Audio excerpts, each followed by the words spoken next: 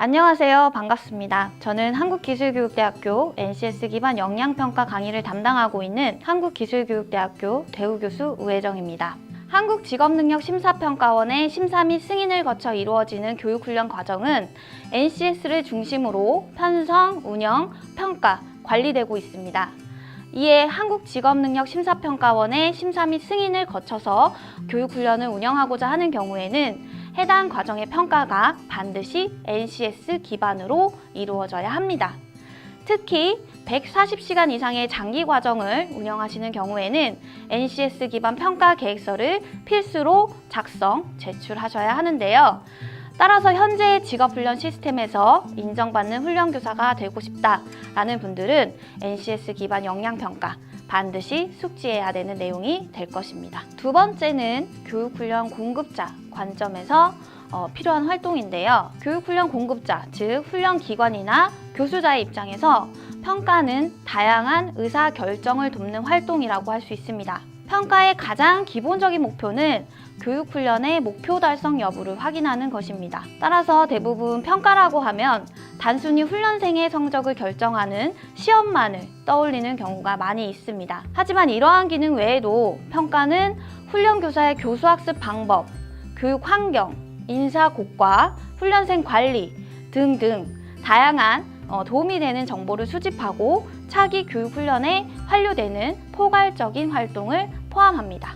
세 번째는 교육훈련의 수요자, 즉 훈련생의 관점에서 교육훈련 결과의 활용과 연계성이 높기 때문입니다. 훈련생 입장에서 NCS 기반의 교육훈련을 이수한 경우에 수료증, 이수증을 발급받게 되는데요.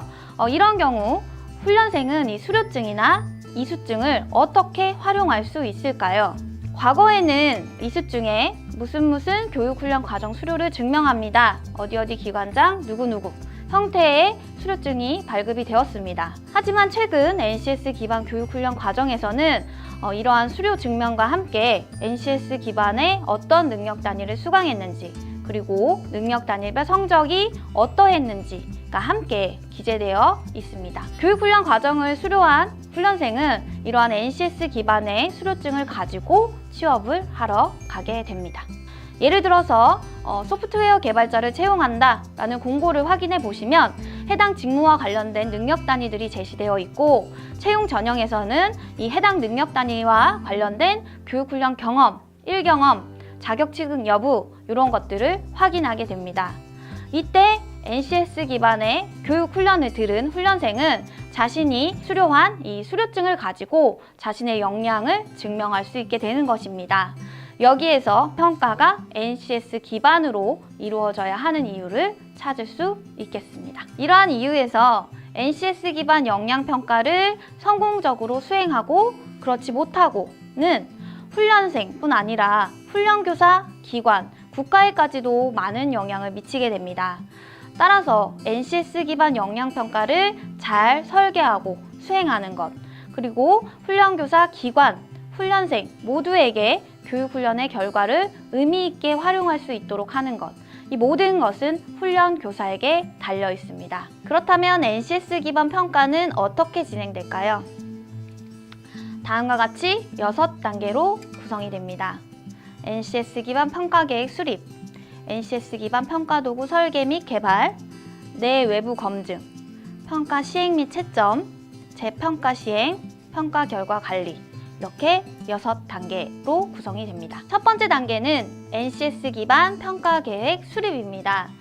이 단계에서는 교과목별로 내용 분석을 통해서 전체 교육 과정에 대해서 거시적인 평가 계획을 수립하게 됩니다. 이 단계를 거치고 나면 평가의 목표, 방법, 횟수, 시기, 수료 기준, 평가 결과 관리 방안 등이 결정되게 됩니다. 두 번째 단계는 NCS 기반 평가도구 설계 개발 단계입니다. 여기서 평가도구는 시험 문제뿐 아니라 어떤 모범 답안, 채점표, 채점 기준 이러한 것들을 포괄하는 개념을 말합니다. 1단계에서는 전체적으로 과정에 대해서 거시적인 평가 계획을 수립했다면 두 번째 단계에서는 교과목별로 평가할 평가 도구들을 개발하는 단계라고 할 수 있겠습니다. 개발이 완료되고 나면 세 번째 단계인 내외부 검증 단계를 거치게 됩니다. 내외부 검증 단계에서는 평가 도구를 개발한 개발자 외에 내외부 전문가에게 평가 도구에 문제가 없는지 검증을 받게 됩니다. 검증을 받고 문제가 없는 경우에는 이제 네 번째 단계인 평가의 시행 및 채점 단계를 실시하게 됩니다. 즉, 앞서서 세운 계획에 따라서 평가를 실시하고 채점하여 평가 결과를 도출하는 단계가 되겠습니다. 이 네 번째 단계를 거친 이후에 혹시 수료 기준을 충족하지 못하는 훈련생이 발생할 수 있습니다. 이런 경우에는 수료 기준을 충족하지 못하는 훈련생에게 다시 재평가를 받을 수 있는 기회를 부여하게 됩니다. 그래서 여기 5단계에서는 이러한 수료 기준을 충족하지 못하는 훈련생이 발생한 경우에 한해서 실시되는 단계라고 할 수 있겠습니다. 재평가를 실시하고 나면 마지막으로 6번째 단계인 이러한 평가 결과 관리 단계를 수행하게 됩니다. 최종 평가가 종료된 다음에는 교육생에게 결과를 통보하고 또 능력 단위별로 시험지나 채점 결과 등의 결과물을 관리할 필요가 있습니다. 또한 분석한 그런 정보들을 가지고 향후 훈련 과정에서 어떻게 개선할 것인가를 확인하고 환류하는 것까지를 포함하는 단계라고 할 수 있겠습니다.